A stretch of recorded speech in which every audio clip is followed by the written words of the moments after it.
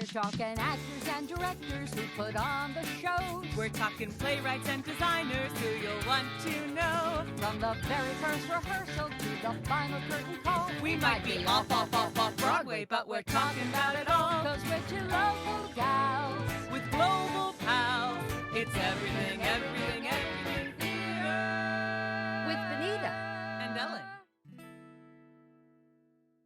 Hello, everyone, and welcome to the Everything Theater Podcast, the podcast where we talk about everything theater, the nitty, the gritty, the swings, and the understudies today. Hi, I'm Benita Zahn. And I'm Ellen Cribbs, and I'm excited to announce that this episode is sponsored. We have a Green Room sponsorship this week. And last week, we talked about the wonderful production of Admissions locally that unfortunately was canceled because of COVID cases. But I'm excited that our promotion this week is in connection with that.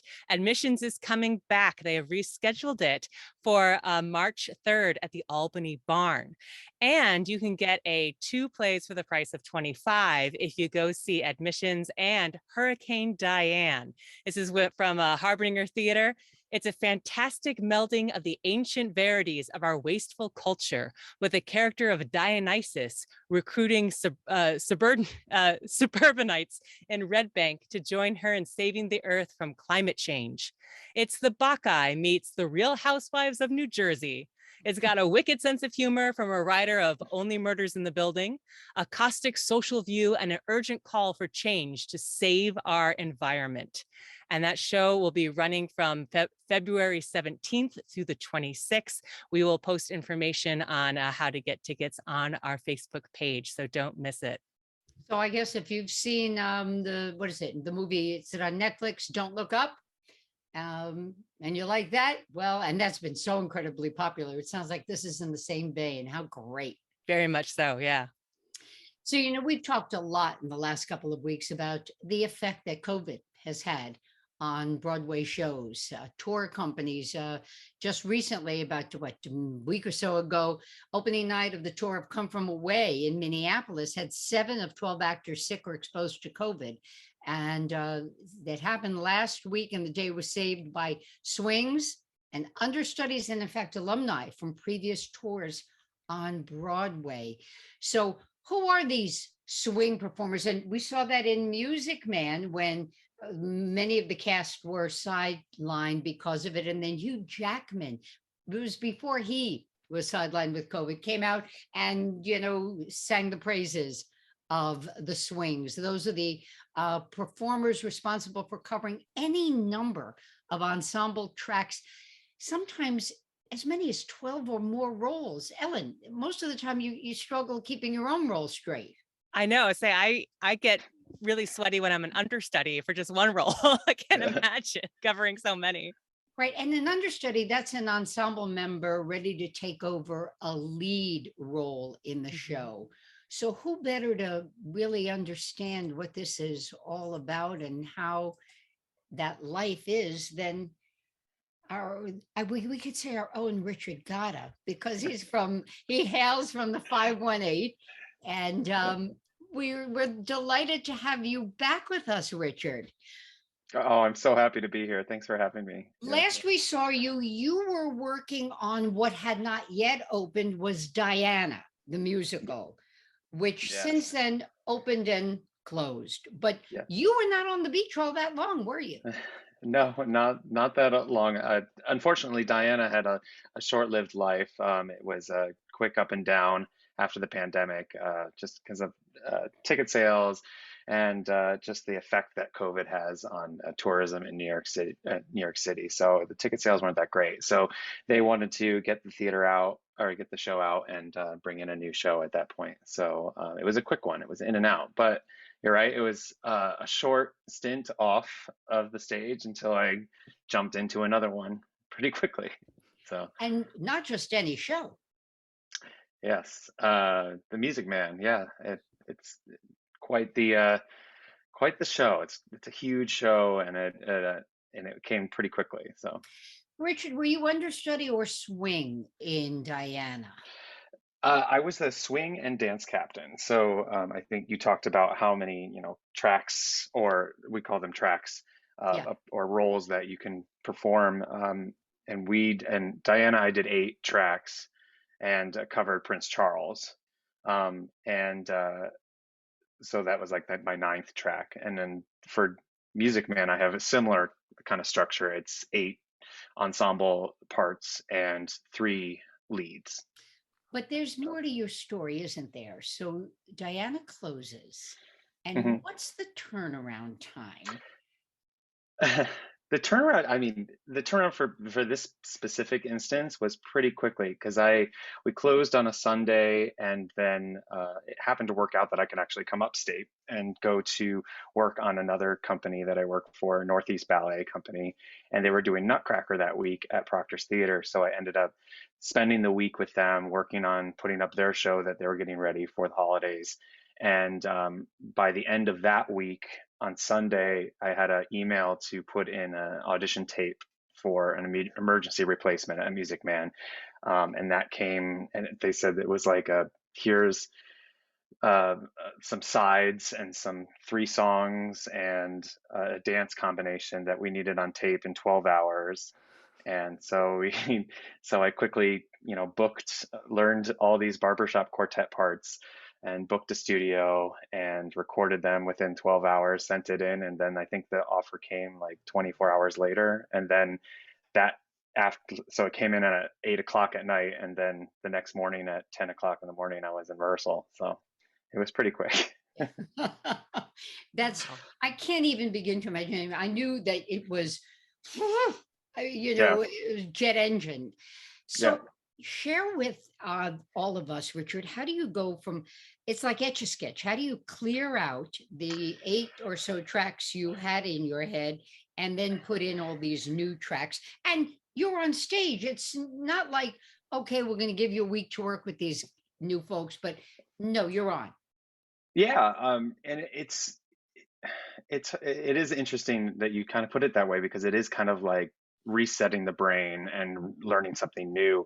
I think I kind of, if I would think back to the tracks that I learned on Diana, I don't know how much of it I would remember by now because I've kind of like compartmentalized it and kind of put it into the delete, not the delete, but it's kind of just like set aside. And now I'm kind of focusing on all these other tracks. But it is Archive.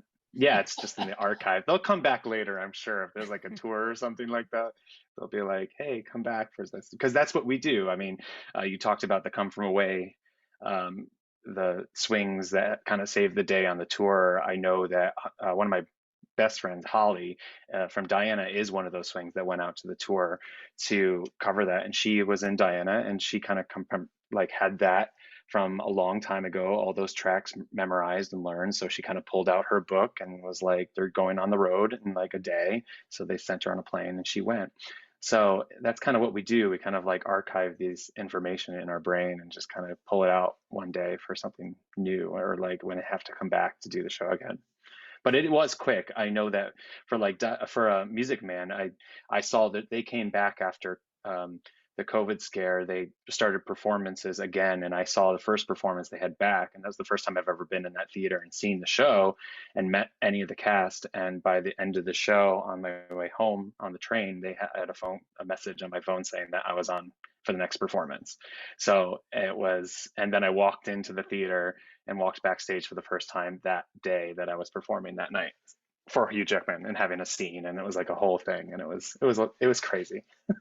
How do you keep, really, I don't want to be, sound childish, because this is your job and I get it, Yeah, yeah, but there's still, and I can see it in the smile. I saw the picture with your folks out in front of the theater, yes, yeah, it's like, but how do you, and it goes back to compartmentalizing, I suppose, uh-huh. how do you keep it, okay, there's Richard, the, oh my God, look what I'm doing, let me pinch myself. Hmm. And there's Richard, I got a job to do and I really can't have any distractions. I think it is just like keeping this like calm and collective kind of mindset. I think that's what's always helped me in the past with it. It is a very high stressful environment to be a swing, and it's a stressful job. But I think that there's so many people around you that are supportive to make it work. And if you kind of trust in the people around you, I think that's kind of what we kind of lean on as swings. it's never just you by yourself. It's just it's the company that helps you through the performance. And even for the Music Man going on in 1 day's notice, that company was so helpful to me, and Hugh Jackman was so nice and talking through everything that I needed to do, and just everyone was there with open arms to bring me into that company. So I was very helpful. That was very humble to have that, and it was just a helpful situation for sure. How much have you So gone on since? I did 4 performances right away, and then I haven't been on since. So they had a really intense COVID scare. They had a lot of people out, and that's kind of why they shut down. And now they're coming back, and it's been great since then. I'm going to knock on wood and cross my fingers, but they've been so good about keeping everyone safe and mitigating every COVID situation that could happen there. So everyone's wearing masks at all times. We get tested all the time, and it's just a great environment. They keep us very safe, and I'm very thankful for that. So, Has swing when you're not performing? You have a contract, you're getting paid. Yes. yeah. So we're So there every day. Yeah, we're do they there have learning the show. rehearsal for swing? Hmm.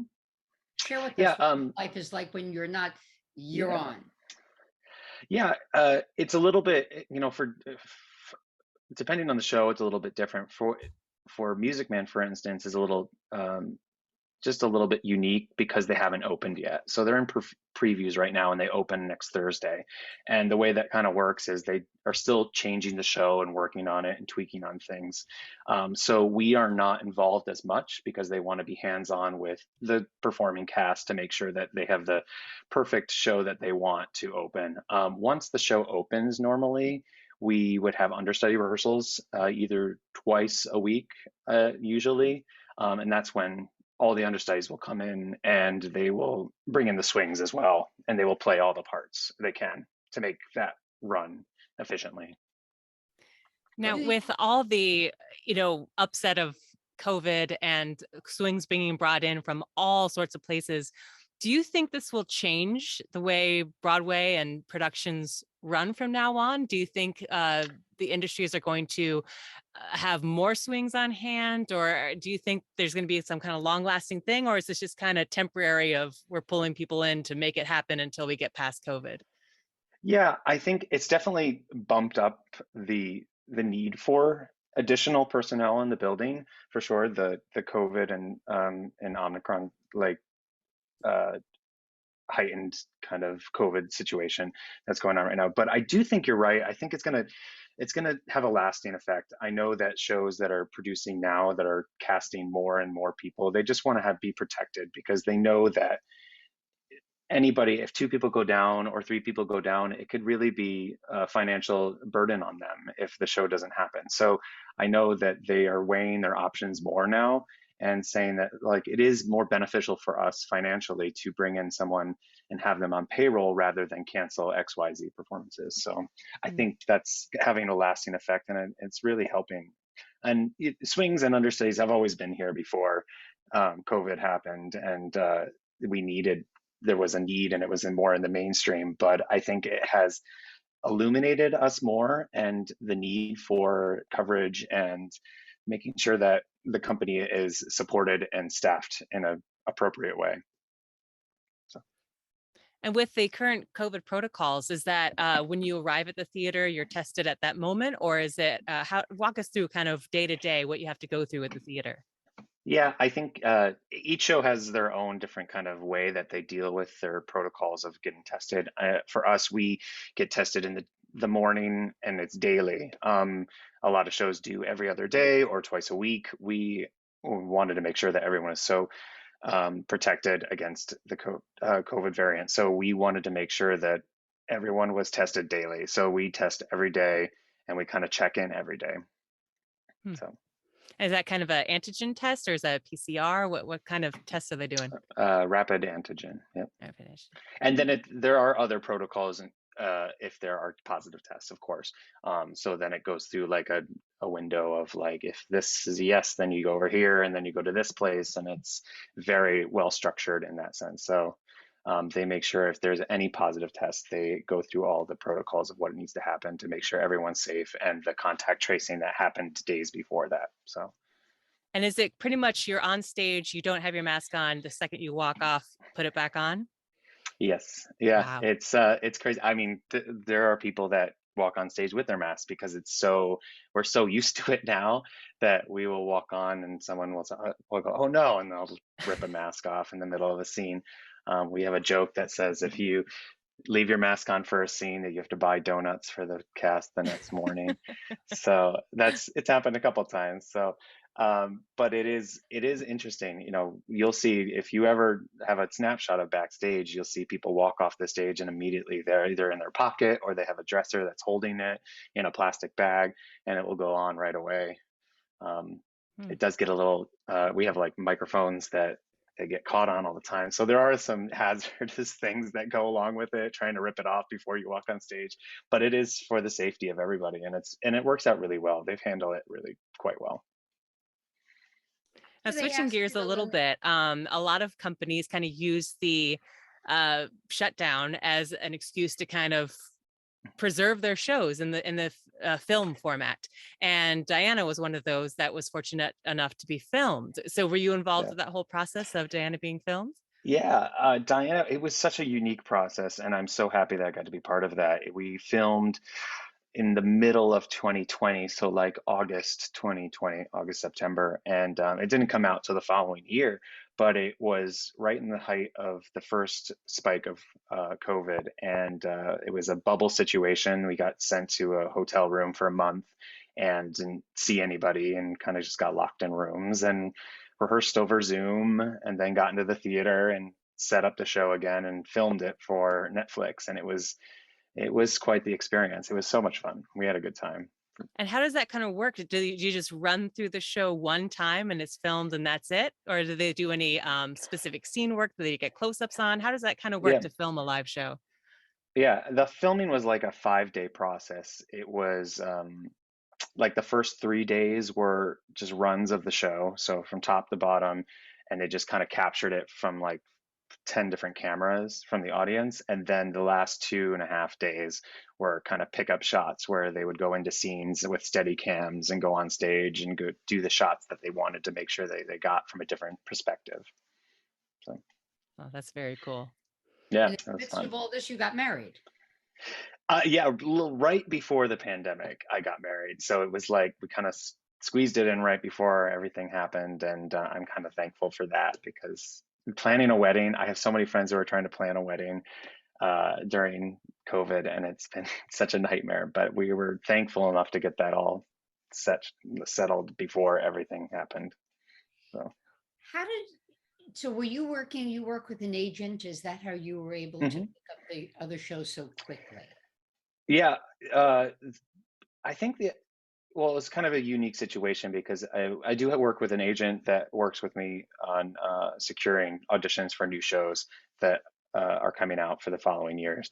Um, but for this one, it did come through my agent, but it was a product of what I did with Diana that kind of got me into the door for Music Man because it's the same casting agency.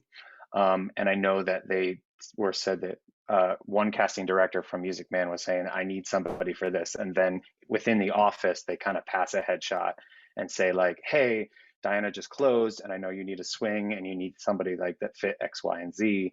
And I have this person. And it kind of happened that way. And which usually kind of happens a lot, to be honest, in our industry.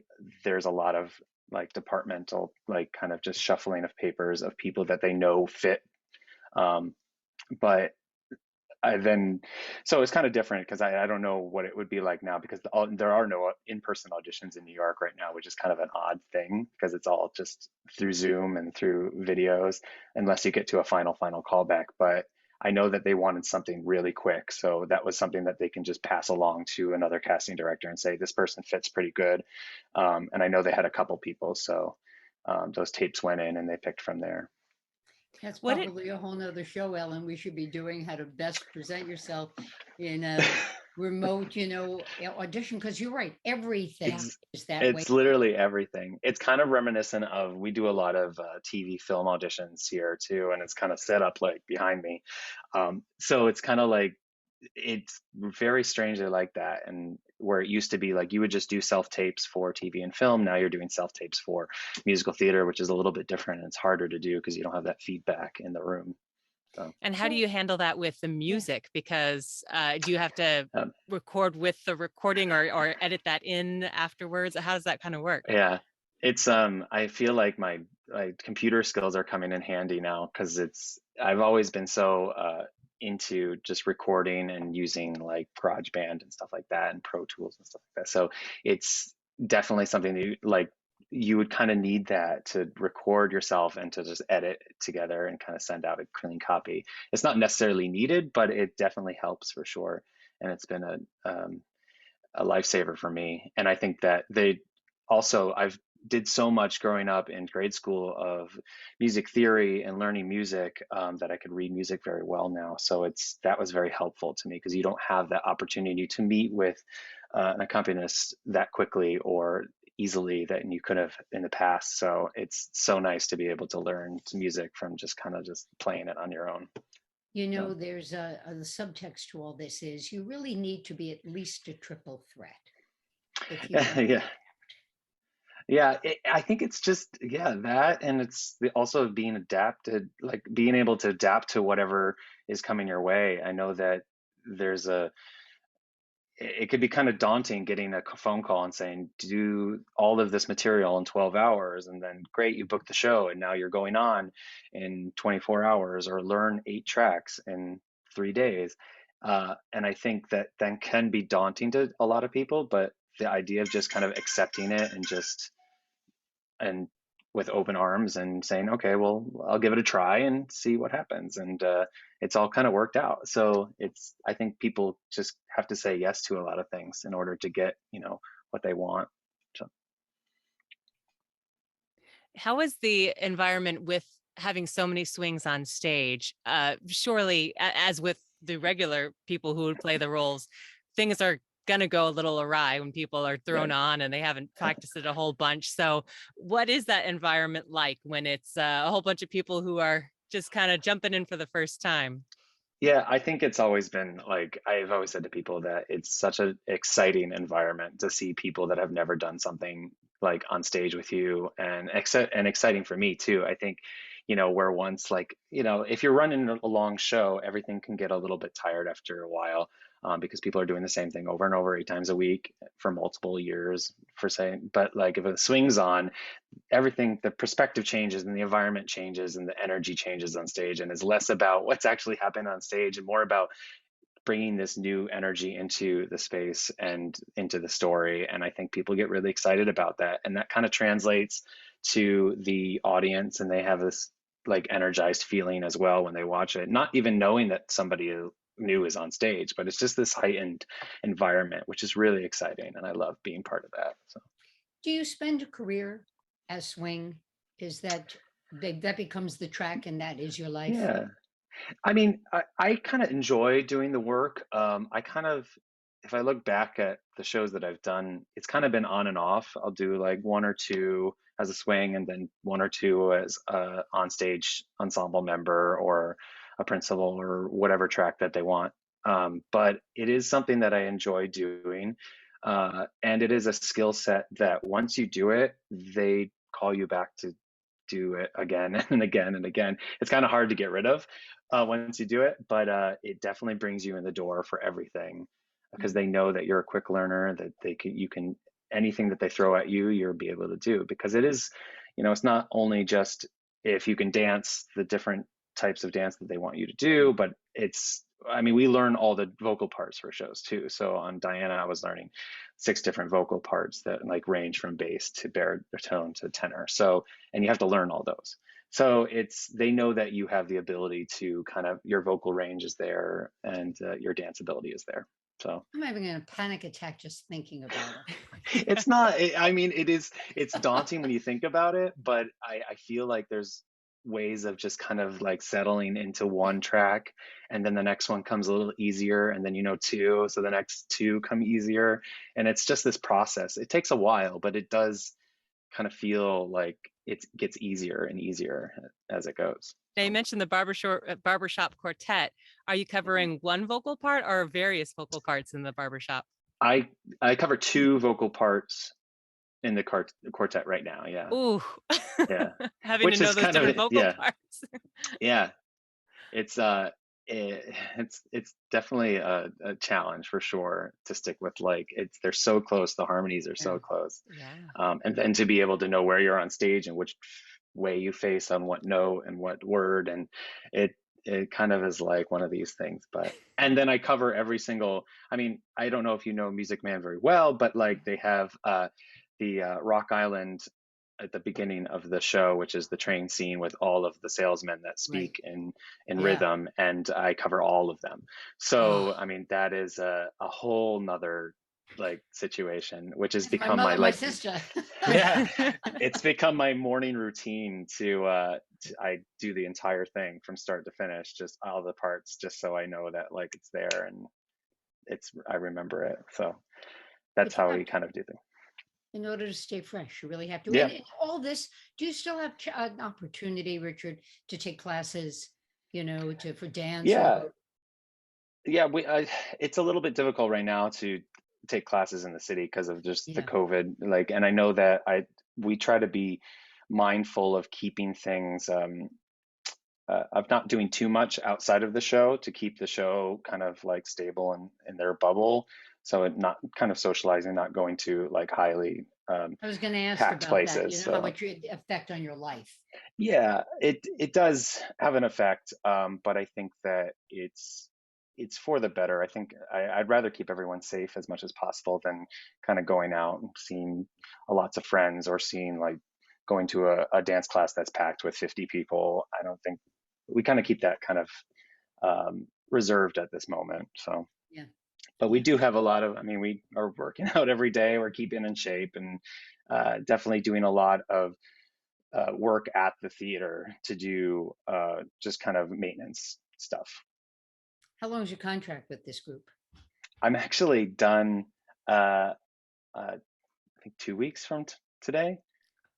It was a short one. So I think it's kind of a question that's always kind of just ongoing, but what they brought me in as a replacement, a temporary swing replacement, and then I will be continuing with the show as a what they call a vacation swing. So basically, what will come in as needed, basically. Mhm. So Unless something else comes along. yeah, I mean, there's already things. So I mean, we're starting new shows right after that. So it's always something that's like putting things in place for sure. What's the general vibe of Broadway right now? I mean, obviously Omicron, put a big, wrench in the works with the shows going along as nicely as they were over the summer and such. But are you starting to see that do you think it's still working really nicely the way that all the policies are in place? And do you think that Yeah. we're going to avoid a total shutdown again? Yeah, I think that, they've done so much work. The Broadway League has been doing so much work to make sure that everyone is safe in the theater. And if you go to a theater, I'm sure a lot of your viewers have gone to a Broadway show already. And if you go there, they are very strict, and and it's like clockwork when you go into a theater. And it works all the time. So I think that they've kind of had a great grasp of what needs to be done to keep everyone safe, and we're start seeing a lot more and more people coming to the theater. I mean, at Music Man, we're selling well over 90% every week, and so the house is completely packed. So Nice. that's really a great sign to see that people are really coming back and want to see theater and are willing to sit there and be safe and see some great theater. Every time I've seen a show that has a movie star in particular as the lead, there always is a very, very long applause when they enter. Oh yeah. How long of an applause does Hugh Jackman get every night? It depends. It can go on for it's like a wave. It's like, because he has this great entrance in the train, and it starts, and then people go crazy, and then he stands there for a little bit longer, and then it go crazy again, and it comes and goes, and he can probably stand there for a good 5 minutes if he wanted to, but he keeps it going pretty strong. And Sutton Foster has a great applause when she enters too. She has a Yeah. great entrance that reveals her, and the crowd goes wild again, and they have to wait, and he has to wait, and it's like a whole thing. But they are beloved actors in the city, and I'm just so happy for them to have that much response. So, We're pretty happy that you had an opportunity to share it with them. oh yeah, it's great. I'm having a great time for sure. Fantastic. Well, Benita, do you have a No, I'm just keeping tabs on things, and I look at I'm always in charge of the clock. I know I have, it's someone's got to do it. So we just have a couple of minutes. Richard, you had a dream as a kid Uh-huh. and you made it come true. Yeah. And I know that folks who listen, either they've got the dream or they've got loved ones with the dream. Hmm. What's the 1, 2, and 3 you would say to them as they look down the road? And look, some of it's luck, a lot of Yeah, it's totally. talent, but and you clearly embrace being prepared. Yeah. Oh yeah. I think the 1, 2, and 3 is like I always say that for people that want to do this and to become successful in it, you need to work hard. That's always like the given that you need to just never just always work hard, because I think that there's always something that's working harder than you to get where you want to do. So you just never there's never enough work that can be done. So there's that, and there's always to trust your gut. There's a lot of been times that I've decided to go down a different road that I probably shouldn't have, but there's something inside me that felt like I needed to, and it worked out much, better than if I'd stayed where I was. So I trust my gut, and I also surround myself with people that are uh, teachers and friends and family who are just supportive in every way possible. So I've been so lucky to have a community like the Capital Region has been one of those things where everybody in the Capital Region has been so supportive of me and my dreams.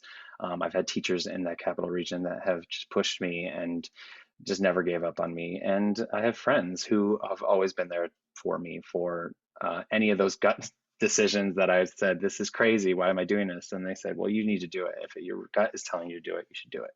So all those three things like combined is kind of like the road that I've kind of traveled. So I think that could be helpful to people who want to see success in their own kind of path in theater. Sage advice. And I suspect there is one former teacher in North Carolina who will really enjoy listening to this podcast. Who shall go unnamed, but she knows who she is. Yes. Is there a show out there you want to do, Richard? I love Come From Away. I would love to do that. I know I have so many friends. I know, yeah. you and Benita will do it? Yeah. I mean, I kind of just love kind of theater. I'm accepting of everything, so I really see the challenges in every show that comes along, and I'm excited to just jump on board with anything, really. So. I think that's a great place for us to say, Richard, thank you so Oh, much. thank you so much for having me. It was a pleasure. Continue to break a leg as you go Thank you. forward. We're delighted in sharing, enjoying your stories like this. Yeah, So it's been, yeah. Thank you so much for having me, for sure. Thank you. Of course. And for a reminder for our local 518 audience members, make sure you check out the wonderful production of Hurricane Diane, opening on February 17th, running to the 26th. Here's the plot for you. Diane, a permaculture gardener dripping with butch charm, has got supernatural abilities owing to her true identity, the Greek god Dionysus. And she's returned to the modern world to gather mortal followers and restore the earth to its natural state. Where better to begin than with 4 housewives in a suburban New Jersey cul-de-sac? In this Obie-winning comedy with a twist, Pulitzer Prize finalist Madeline George pens a hilarious evisceration of the blind eye we all turn to climate change and the bacchanalian catharsis that awaits us even in our own backyards. And if you go see that, you can do our Storms and Norms tour, 2 plays for the price of $25, attend Hurricane Diane, and get a $10 ticket to admissions opening March 3rd at Albany Barn. And the exciting part is admissions got put on the side burner for a while because of COVID, but they are back strong. Wonderful group of folks, talented group. And now Absolutely. and let them know that you heard about the show by listening to the podcast, Everything Theater. Thanks, everybody. Jinx. Thanks, everybody. I'm Ellen Cribbs. Again. Well, thank you all for tuning in. We'll catch you next time.